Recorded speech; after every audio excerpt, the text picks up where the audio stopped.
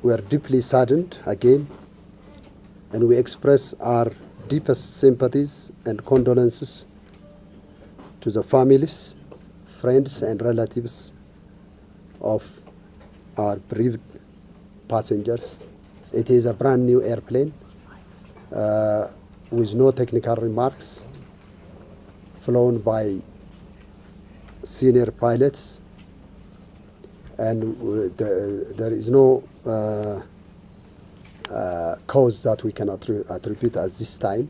But as you know, it is international practice that international investigators, Ethiopian civil aviation investigators, and also from the aircraft manufacturer from the US, the NTCB, will be participating in the investigation. À l'instant même, le directeur général d'Ethiopian Airlines, dans cette émission, l'enquête est désormais en cours pour connaître la cause, bien sûr, du crash de l'avion d'Ethiopian Airlines qui a fait 157 morts et 35 nationalités finalement ont perdu la vie dans ce crash survenu hier dimanche. Aujourd'hui, des enquêteurs éthiopiens et même à travers en tout cas cette déclaration du directeur général, on se rend compte que même la société, en tout cas l'entreprise qui fait la construction de Boeing sera impliquée dans les enquêtes parce que déjà les deux boîtes noires sont retrouvées finalement. Quelle analyse aujourd'hui faire justement par rapport à cette situation? C'est une triste nouvelle, toutes nos compassions, toutes nos condoléances justement aux familles des victimes de ce crash douloureux d'Ethiopian Airlines. C'est triste et ça fait très mal qu'on perde comme ça 157 passagers dans un vol d'Ethiopian Airlines. Je crois que c'est un deuil international parce qu'il y a 35 nationalités. Et je pense que ça renvoie à la question de la sécurité de l'aviation justement civile internationale. Et je pense qu'il est très important pour l'aviation civile internationale de travailler sur la qualité des appareils 737 justement, qui aujourd'hui constitue la marque de fabrication de Boeing. Donc il faudrait que Boeing procède à un contrôle technique approfondi des appareils 737. Et c'est vraiment inacceptable que cette grande compagnie puisse mettre au point des appareils qui aujourd'hui s'écrasent en plein vol. Je pense que ce qui est arrivé à cette compagnie d'Ethiopian Airlines justement est triste et en même temps relance le débat sur justement la qualité des Boeing 737 livrés justement par Boeing. Et vous avez suivi que le constructeur américain est actuellement en perte de vitesse. La bourse à Wall Street a chuté à 12,80 et aujourd'hui donc la cotation sur le marché américain en ce qui concerne Boeing est à la baisse. Donc je pense qu'il faut déjà penser aux conséquences économiques pour Boeing. Parce que cela risque en tout cas d'ouvrir des portes pour Airbus qui est européen. Évidemment, ça va être des pertes de contrat. Ça veut dire que des gens qui avaient déjà commandé des appareils 737 de Boeing vont renoncer à ces contrats et recommander d'autres vers notamment Airbus en attendant de clarifier justement et de se rassurer de la qualité des Boeing 737. Parce que regardez le crash de cet avion d'Ethiopian Airlines, c'est 157 morts. Quasiment tous les passagers sont morts. Tout ce qui était à bord sont morts. C'est vraiment un deuil international et toutes nos compassions justement à la famille des victimes, mais en même temps l'aviation civile internationale, l'OACI, l'organisation de l'aviation civile internationale, doit travailler justement à créer une situation de sécurité internationale. Vous avez vu également que les pays où ce Boeing était justement qu'on appelle au décollage, on a croué les avions au sol. Tous les avions de Boeing de la marque 735 ont été interdits de vol en attendant de voir la qualité des appareils mis à disposition justement des pays comme la Chine, comme l'Indonésie, comme l'Éthiopie. La question aujourd'hui se pose en tout cas sur la scène internationale. 157 personnes qui ont perdu leur vie dans ce crash.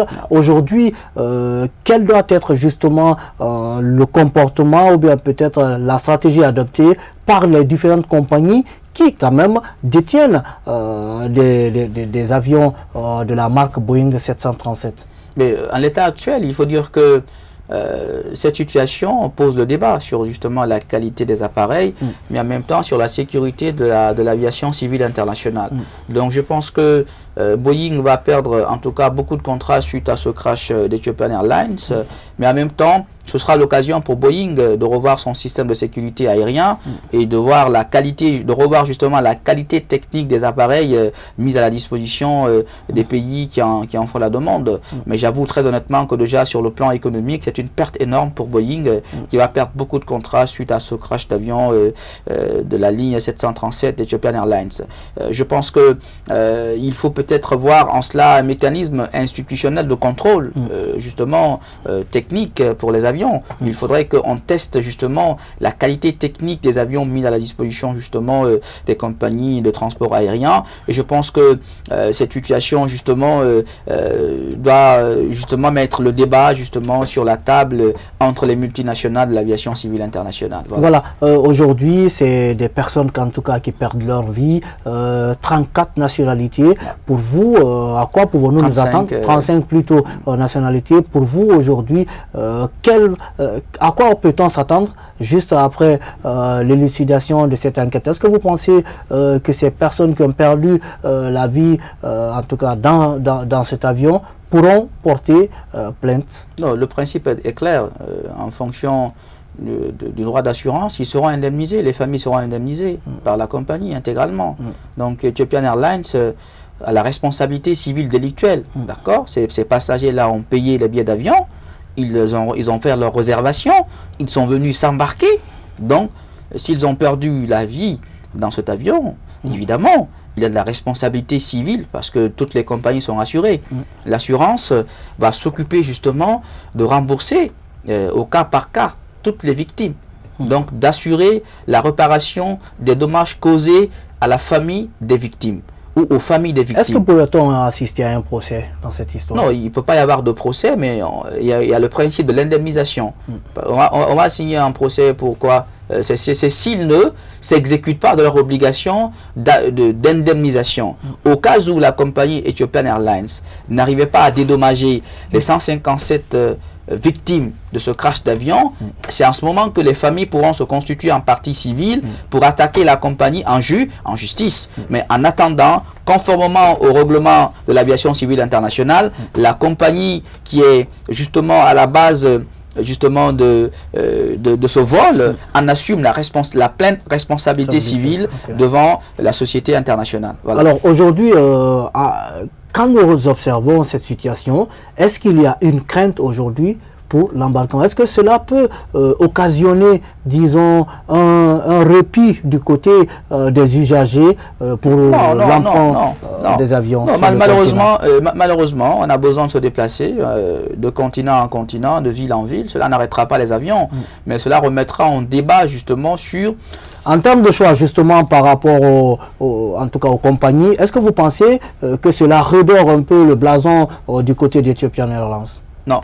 Je pense que Ethiopian Airlines prend un coup dur par rapport à sa crédibilité, par rapport justement à la qualité de ses appareils aériens de vol. Donc les appareils de vol de Ethiopian Airlines sont décrédibilisés et c'est une perte énorme justement de clientèle parce que ça fait fuir la clientèle. Quand on dit, c'est quand même énorme, 157 personnes, quand on dira que personne n'a pu être sauvé dans ce crash d'avion, c'est quand même extrêmement grave. Donc c'est une perte énorme de clientèle pour Ethiopian Airlines et en même temps ça posera le débat de la sécurité justement des passagers à bord justement des Boeing 737 justement, et le constructeur américain doit revoir tout son système technique de contrôle justement de la qualité de la sécurité des Airbus, des Boeing 737. Voilà. Voilà, mesdames et messieurs, pratiquement nous arrivons à la fin de ce numéro d'analyse. Idrissa Condé était avec nous pour analyser toutes ces questions et nous profitons pour souhaiter bonne fête encore une fois de plus aux femmes. Idrissa Condé, merci d'être passé. C'est une obligation et bonsoir à nos téléspectateurs. Voilà, on se dit ça et au revoir à demain pour un autre numéro dans votre émission Analyse. Au revoir.